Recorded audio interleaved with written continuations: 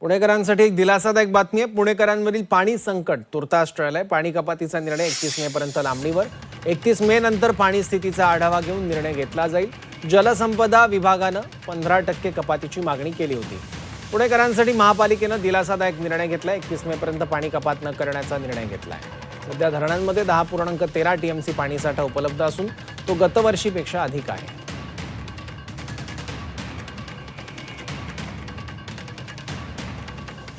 2024 मध्ये पाण्याची कपात केली होती।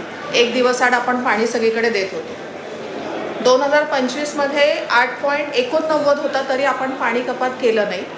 2026 म्हणजे आत्ता 10.13 शिल्लक आहे टीएमसी। म्हणून मग आम्ही असा निर्णय घेतला की अजून थोडे दिवस 31 मे पर्यंत आपण थांबूया आणि त्यानंतर पाणीचा कसं काय निर्णय घेता येतोय, म्हणजे पाणी कपात असं मी म्हणणारच नाही, पण पाणी किती पुरवायचं कसं पुरवायचं ह्याचा एक आपण निर्णय 31 मे नंतर पुन्हा घेऊ शकतो।